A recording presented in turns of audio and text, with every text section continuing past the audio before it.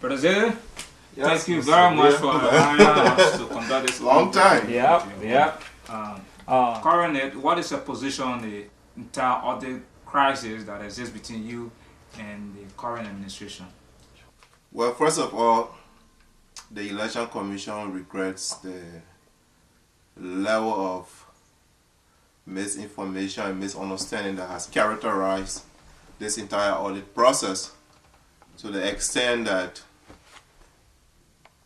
the administration had to engage legal counsels, and we engaged in legal counsels to defend our interests. Yeah, when we submitted the report to the board of directors that appointed us, they didn't ask us questions, but an audit committee was appointed by Mr. Pepper Dwayne to do the audit. Even though we have some reservations as to why Pepper Dwayne should be the one to question a report of the Election Commission when in fact he did appointed, but that wasn't the issue.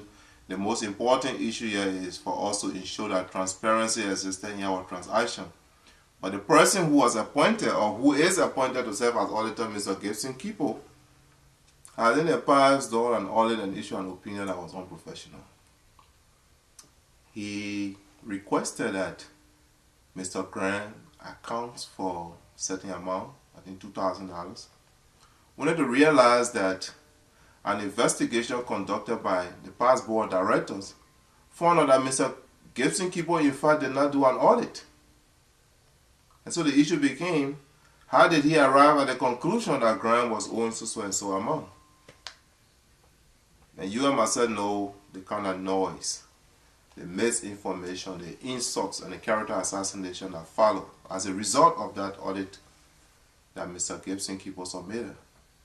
And so the Election Commission wrote Mr. Capedwine and told him, in view of the fact that this guy issued a less than objective opinion that was purely out of line with internal audit procedures or even any investigating procedure, it was only fair that he shouldn't be the one to chair this very important committee. And Capedwine replied us and said that it wasn't the prerogative of the auditee, the person who gets audited, to decide on who does the audit. And of course, our reply to him was that assertion was true only to the extent that the auditor meets certain criteria. And among those criteria are ethical responsibility. And one of those ethical responsibility requires that you can't lie on somebody else. And obviously, Gibson Kipo made a statement that was misrepresenting the fight of Mr. Grant. And so we said, well, he can't do the audit under the circumstances. We are members of the community. We have a right to tell our president if he does the wrong thing. He has the discretion to make appointments, but he does not have the discretion to make wrong appointments and make wrong decisions. So we are only telling the president that this is what you do. Yes, it is your prerogative, but do the right thing. And then, to add insult to injury, as the saying goes in Liberia, the auditor's first meeting with the commission was also a misrepresentation. The auditors have told us that they have sent us a registered mail. It is true, they did send a registered mail. I came to the post office and saw those reminder notifications from the post office indicating that we have registered mail. But I go to work in town. So I called, when they called me, there's a gentleman by the name of Bobby Crawford called me. And I said, well, Bobby, why don't you send me an ordinary mail or send me an email? That's the easiest way. Well, it is going to be difficult for me to drive 30 miles, 30 to 35 miles, to come all the way to Champlain and pick up a mail. Whereas an ordinary mail would be in a mailbox and I will pick it up. And he said, well, they had experience in the past and the only option they had was to send a registered mail. And so we remained on that discussion until the time lapse. Then they came out and said they had received a notice from the post office indicating that I had received and signed for a letter. I told them to verify it. They said no, it was true. Then they reduced that into writing to me. So I said, well, these guys conducted an all-professional audit in the past. Now they are misrepresenting the commission by stating that we received a letter from them when in fact we did not sign for any letter. So all of these may also feel that the current audit committee does not have the professional and moral integrity to conduct an audit. And it appears embarrassing for us, the commissioners, to keep pushing this forward because it gives the appearance that we do not want to be audited, but that's not the case.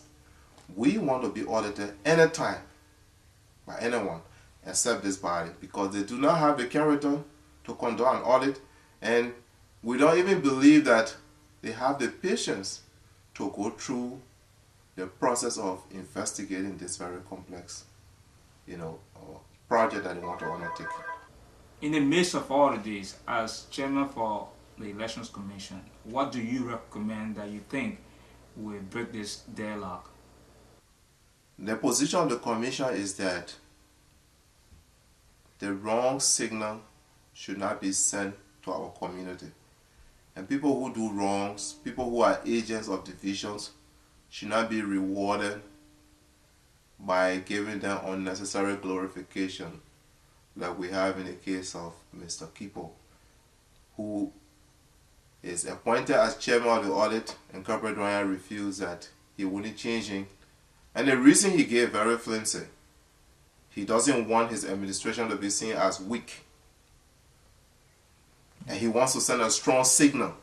And for this reason, whatever decision he makes must stand. And then the board of directors approves that kind of decisions without even giving other sides the opportunity to explain themselves.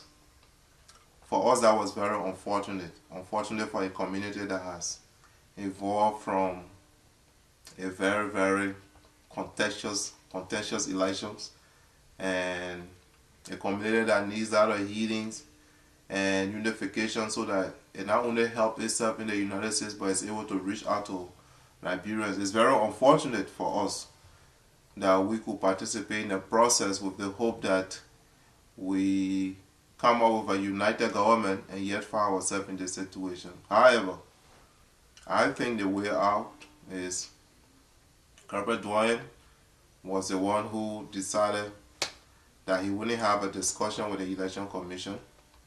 He is the one who decided to begin a misinformation when he called town hall meetings and mischaracterized the Election Commission. He's the one that took a lawyer. He's the one that is deciding to go to court. I think the way out is Corporate Dwayne to bring this issue back to the community. He's not my enemy. I can talk with him anytime I see him. I'm willing to shake his hand. But we should discuss this issue on the basis of the merits of the fights, as opposed to going to court, because it's a waste of everybody's time. Waste of his time, my time, waste of resources. To follow up on this question, what if every effort is being put into place and the deadlock is not broken? Are you prepared to go forward by going to court with the community or the community's leadership? Well, I really do not intend to go to court. Like I said, I do not have the resources in terms of time,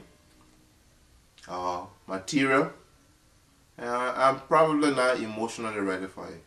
But what's at stake here is the issue of character. We have seen Gibson Keeper in the past conduct an audit, and because of reasons best known to himself, he issued an opinion that tarnished the reputation of somebody in the community, when in fact he did not do the audit. He was appointed to do the audit, he never did it. The same man is appointed. We expressed this to the president, he says no. The president has taken a lawyer. While it's true, the next option of the administration and their lawyer is not known to me, but if Corporate Dwayne's only recourse would be to pursue legal action and go to court, I am morally, physically, professionally, intellectually prepared to defend myself, and I will seek the necessary resources to support me in the process. And me and the members of the commission, and other members of the commissions who are fully sympathetic to the situation, we are ready to defend ourselves in any way possible.